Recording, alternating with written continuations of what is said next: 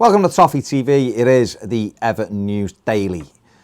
David Unsworth has said that Everton may allow Lewis Gibson and Morgan Feeney to go out on loan in January. No, there was inquiries about Gibson in the summer, and apparently no move was allowed because he was seen as Everton's fourth choice centre-back, but he's not been on the bench for any game this season, despite there being injuries to Yerry Mina.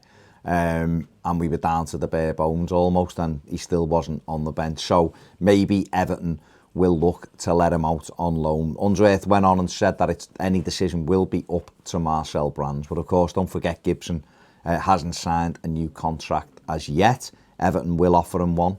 Therefore, if he doesn't sign it, means that they have to demand a fee for him should he move on. Morgan Feeney, who has made his Everton debut, hasn't he? Couple of times. He's been a regular in the under-23 side, so therefore makes sense for him to go out on loan as well. I think he'll develop more going into a tougher league, and he's done okay in the Leasing.com Cup so far, but it'll do Feeney the world of good, I think, to go and play regularly each week. Unsworth said, if any managers phone me up, I will be giving them a glowing reference. So again, we'll just have to wait and see. Moise Kean was apparently dropped out of the Everton 18 at Southampton at the weekend due to turning up late for a team meeting.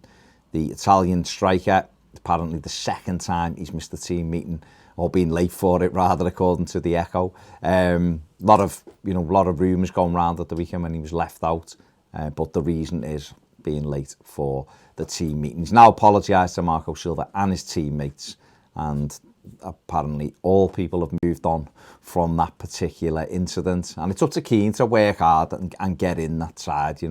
It's there's an opportunity there for him. Obviously, we've seen Moise Kean himself playing up there, we've seen Dominic Calvert-Lewin playing through the middle, Richarlison, Cenk Tosun was back in for Saturday's win over Southampton. So the manager isn't settled on one position, and it's an opportunity for Moise Kean to get in the side and put a marker down for him. But to do that, he's going to have to train well and make sure, he does everything that is asked of him. There's loads of potential in there. We haven't seen it yet.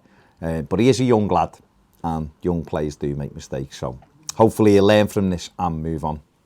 From him, on to another young player, Anthony Gordon. He's been linked with a move to Borussia Dortmund in January. This is a link I find weird. I know that Dortmund was sniffing around him, but Gordon signed a new contract and has been, in fact, he was sub in the Southampton win at the weekend. Now, okay, maybe Marco needs to play him or needs to get him on the bench a couple more times, but he's still only a young lad, learning the game. He's had a great first half of the season for the 23 side, but, I don't think he's going to be banging on anyone's door to leave. So this link is a little bit of a tenuous one for me. Everton also apparently have inquired about Mikel Arteta, according to Duncan Castles, if Marco Silva is to be replaced as the Everton manager. I don't think that's going to happen. Certainly not yet anyway.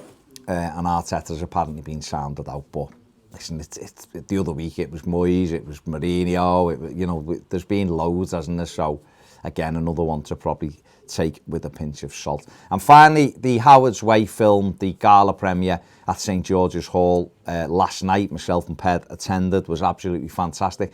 If you're an Evertonian, make sure you see it. It's on a fact all week, but you can also purchase it through digital download or DVD. I mean, personally, I'm on to buy the DVD, so I've got something physical of it to keep a hold of, but it's an absolutely amazing film. It's a must-see for all Evertonians and, for everyone, really. I mean, for older generation, loads of memories, being there for middle-aged men like me and people like that who were kids at the time.